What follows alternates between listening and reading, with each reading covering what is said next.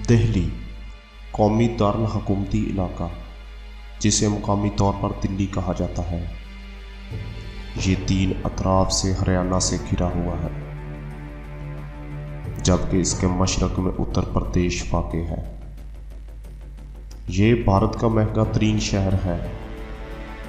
اس کا رقبہ 1484 مربع کلومیٹر ہے۔ 25 ملین آبادی پر مشتمل یہ شہر ممبئی کے بعد بھارت کا دوسرا اور دنیا کا تیسرا سب سے بڑا شہری علاقہ ہے۔ دہلی ممبئی کے بعد بھارت میں دوسرا امیر ترین شہر ہے، جس کی کل املاک 450 بلین امریکی ڈالر ہے، اور یہ 18 ارب پتیوں اور 23,000 کروڑ پتیوں کا مسکن بھی ہے۔ دریائے جمنا کے کنارے یہ شہر 6 صدی قبل مسیح سے آباد ہے۔ تاریخ میں یہ کئی سلطنتوں کا دارالحکومت رہا، جو کئی مرتبہ فتح ہوا، تباہ کیا گیا اور پھر بسایا گیا۔ سلطنت دہلی کے عروج کے ساتھ ہی یہ شہر ایک ثقافتی، تمدنی اور تجارتی مرکز کے طور پر بھی ابھرا۔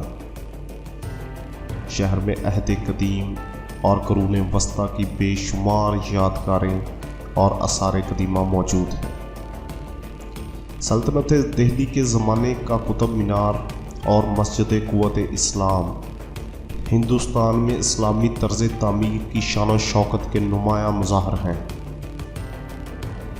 عہد مغلیہ میں جلال الدین اکبر نے دارالحکومت آگرہ سے دہلی منتقل کیا۔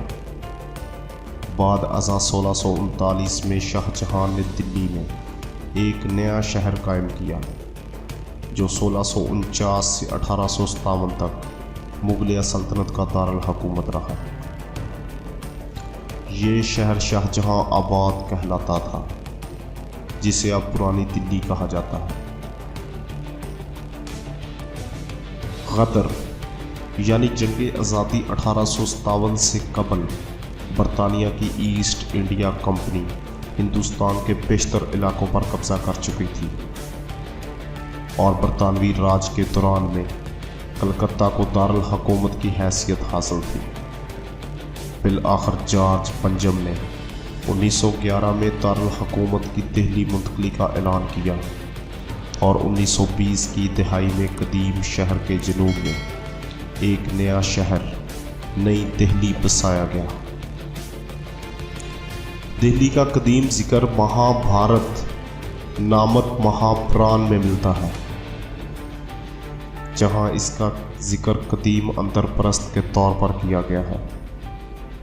اندر پرست مہابھارت کے دور میں پانڈو کا دارالحکومت تھا۔ آثار قدیمہ کے جو پہلے ثبوت ملے ہیں، اس سے پتہ چلتا ہے کہ 2000 قبل مسیح سے پہلے بھی دہلی اور اس کے آس پاس انسانی رہائش گاہیں موجود تھیں۔ 300 قبل مسیح موریہ کال سے یہاں ایک شہر نے ترقی پانا شروع کی۔ پرتھوی راج چوہان کے درباری شاعر چند بردائی کی ہندی تحریر پرتھوی راسو میں تومر بادشاہ انگپال کو دلی کا بانی کہا گیا ہے۔ ایسا مانا جاتا ہے کہ اس نے ہی لال کوٹ تعمیر کروایا تھا اور مہر ولی کے لوہے کے ستون کو دہلی لایا۔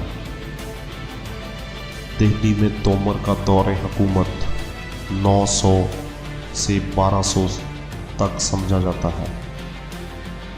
پرتھوی راج چوہان کو دلی کا آخری ہندو شہنشاہ سمجھا جاتا ہے۔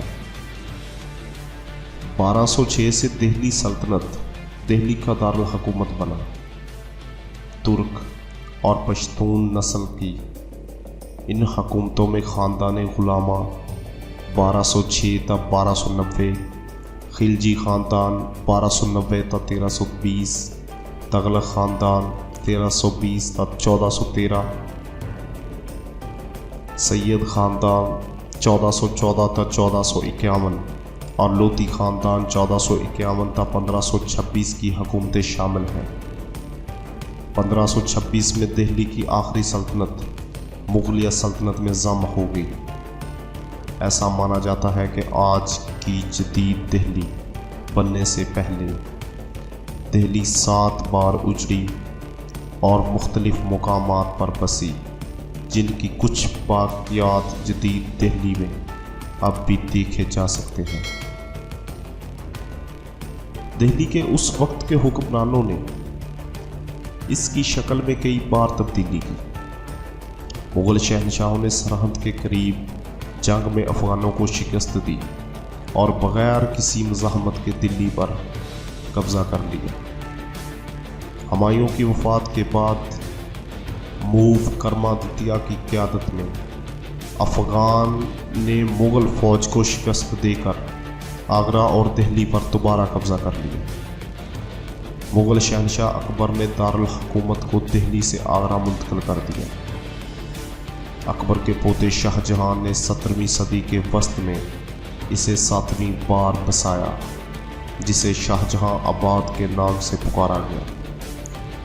शाहजहां आबाद को आम बोलचाल की ज़ुबान में पुराना शहर या पुरानी दिल्ली कहा जाता है।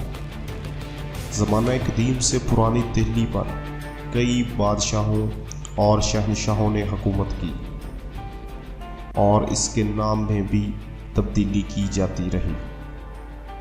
पुरानी दिल्ली 1638 के बाद मुग़ल शहनशाहों का दारुल हुकूमत रहा।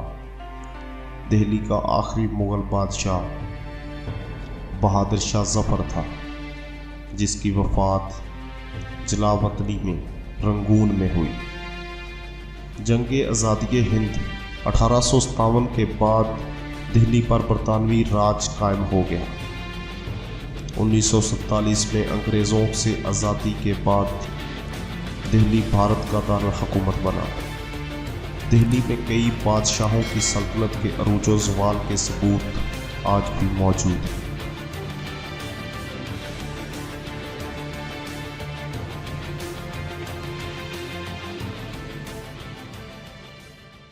उम्मीद करता हूं कि आपको हमारी वीडियो पसंद आई होगी।